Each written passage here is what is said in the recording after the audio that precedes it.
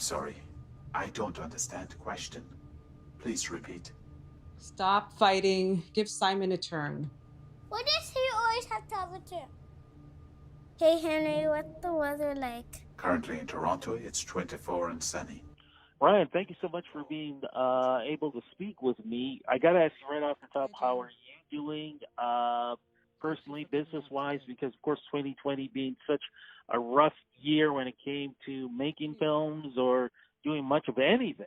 How did you get through all of this to be able to be part of the Toronto Black Film Festival and also being able to have not just one but two films in this? That's a lot of questions from there. 2020 was what I would say really a reset, a rejuvenation. I really enjoyed 2020. I've lost two aunts in 2020, but aside from that, I had so many beautiful experiences. Working as in a boot camp with the BIPOC Film and TV Kids Writing program, and just taking on a lot of different experiences. I was able to finish 3 or 4 films last year, and 2 of them actually got programmed in the Toronto Black Film Festival. One was just an actor in, and I did not know that I was in the Toronto Black Film Festival with that film, SM, until I saw the program released. Amazing.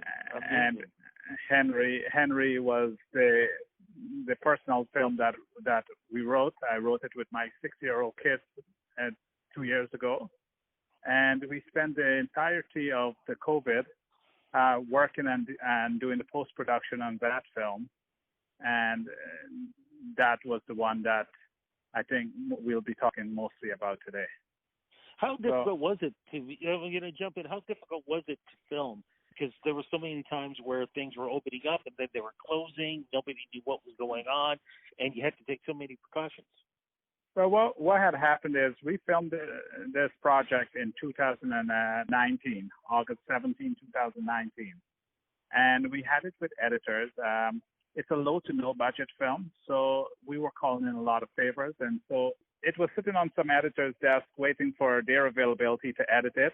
So when COVID happened, we were like, we have time, so let's start working on it. And so we started, and we were hoping that it will take 2 months to finish.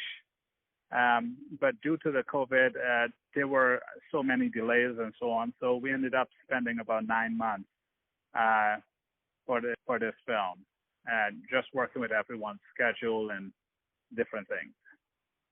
So let's talk about the first film, Henry. What is that about exactly? And you kind of mentioned the origins. If you could talk about that too again, please. Absolutely.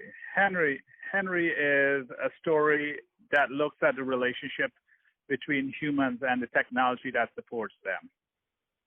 And so, when we think of AIs and the Google smart home devices, Alexa and Google Talk, you know what I mean. It's like interactive devices that allow us to engage with the machines. And when my kids were about 4 years old, I saw them, we got a Google Talk, and I saw them interact with it. And it was just so fascinating to see all the questions that would be posited to us as parents and or any adults that was around was now being directed to the machine. And that was just such an interesting concept. So the director and I, Katarzyna Kuchani, agreed that we can tell this story, and I engaged the kids to help me write it because I wanted it to come from their voice as well. But the aspect of it, it sounds great and everything, but is that a good thing or a bad thing? What do you mean? Meaning, of course, the way you described it as, before it was the parents. Now it's a machine, and the kids are interacting with the machine. Is that a good thing for the kids, or is that a bad thing? Well, it all depends, right? A lot of times, kids are much more technologically savvy. Like, take a look at 2020. 2020 has proven to us that kids can be resilient with anything. And they have transitioned seamlessly to the Zoom technology and the online learning. And so, is it good? It has its pros and it has its cons. The pros is there's an opportunity for them to engage, to program, to think outside the box. The con is when the technology starts to take over their social life. And that's the thing that has always been one of the biggest problems over the years. But this is a fascinating aspect of what you've taken to with this film. But you said you have another one also that you were surprised about that you didn't know, you just found out recently. What's the other film that you were involved with, sir? Yes, it's this writer-director, Ivan Osa, wrote a short film about a young kid being bullied and gets rescued by this old man, and the old man proceeds to impart to the kid some knowledge about his own past experiences. One's name is a very powerful thing. It embodies the love of the one who gave it and the history that comes with it. Know your name, son.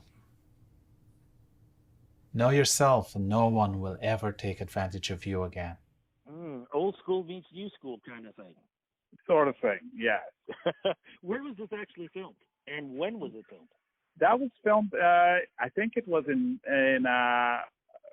March or April. The snow was still falling, so I think it was March of last year. So we were definitely following the COVID guidelines when we shot that. And I was quite surprised to see that it came out, and I was like, wow, this is interesting. Well, congratulations on that. Not many people have the honor to have that.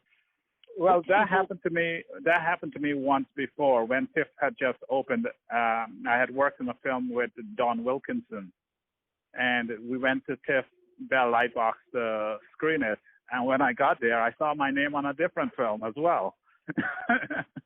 So lightning can strike twice in the same place. That is amazing. But what do you hope that folks will get from both films? It's all about story. One is about a compassionate relationship between an older man and a young boy and the lessons that he learns. The other one is about the relationship between humans and the technology and being cognitively aware of how these technologies can really inundate our lives. Any idea when we're going to get a chance to see this? I know it's during the film festival. Do you know when they're going to be premiering?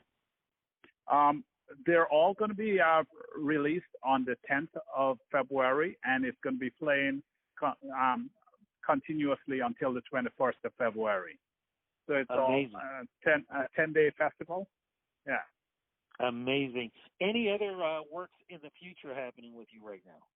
Oh man, I'm just writing and developing. I had submitted 2 films to Telefilm for the Racialized Development Program, and understanding from their publicity, any films that qualify will be funded. So they're funding 100% of the films that meet all of the qualifications. So I'm waiting for that revelation as to whether my film was qualified or not.